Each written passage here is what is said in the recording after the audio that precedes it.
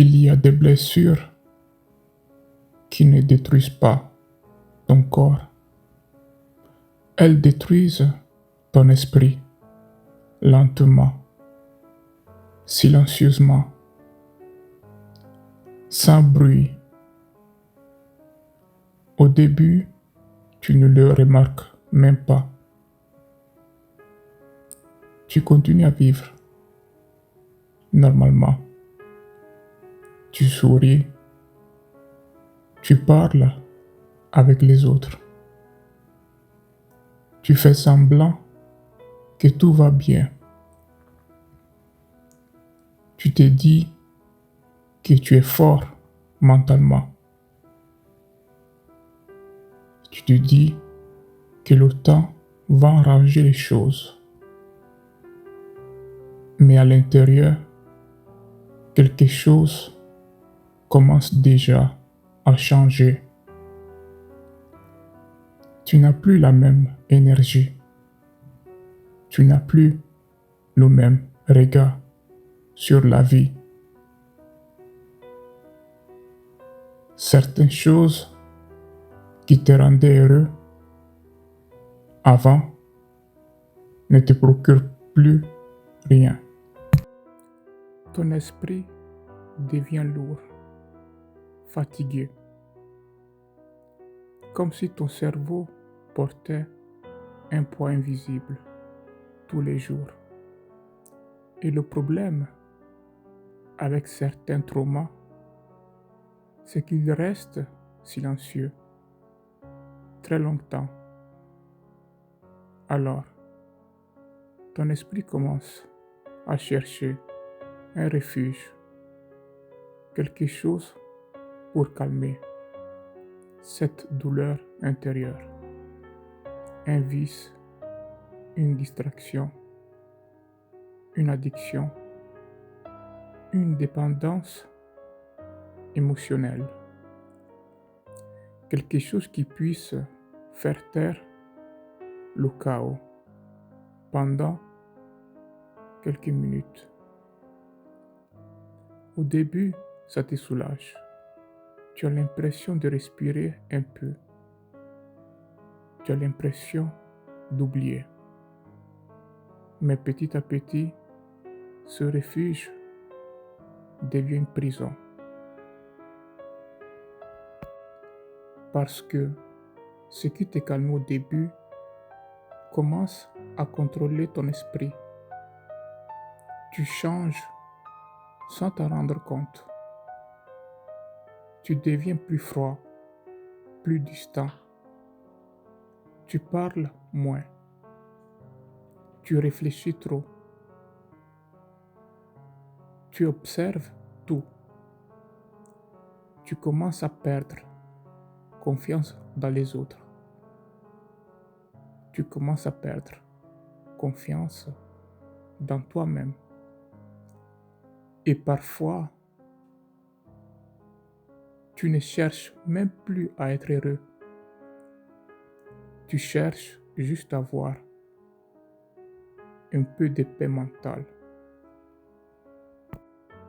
Certaines personnes pensent que tu es calme, mais en réalité, tu es juste épuisé intérieurement. Et c'est là que le danger commence vraiment. Parce qu'il arrive un moment où ton trauma commence à penser à ta place. Tu réagis différemment. Tu prends des décisions sur l'émotion. Tu détruis certaines relations. Tu repousses certaines personnes. Tu t'enfermes dans ton propre monde. Et plus le temps passe, plus ton cerveau s'habitue au chaos. Le pire avec la souffrance mentale, ce n'est pas toujours la douleur. Le pire, c'est l'habitude. Quand tu t'habitues à être vide, quand tu t'habitues à être fatigué, quand tu t'habitues à survivre au lieu de vivre. Certaines personnes ne veulent même plus être heureuses. Elles veulent juste arrêter cette guerre à l'intérieur de leur esprit. Et souvent, les gens les plus silencieux sont ceux qui souffrent le plus profondément. Parce que un esprit détruit n'écrit pas toujours. Parfois, il se tait jusqu'à perdre complètement le goût de la vie. Le trauma le plus dangereux, ce n'est pas celui qui te fait pleurer devant tout le monde. C'est celui qui détruit doucement ton envie de vivre.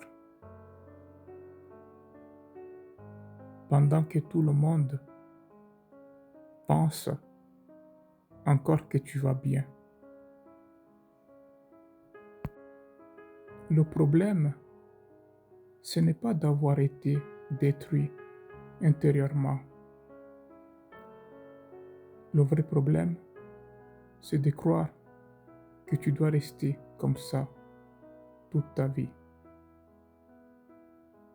Parce que un trauma peut changer une personne, mais il ne devrait pas lui enlever définitivement son identité.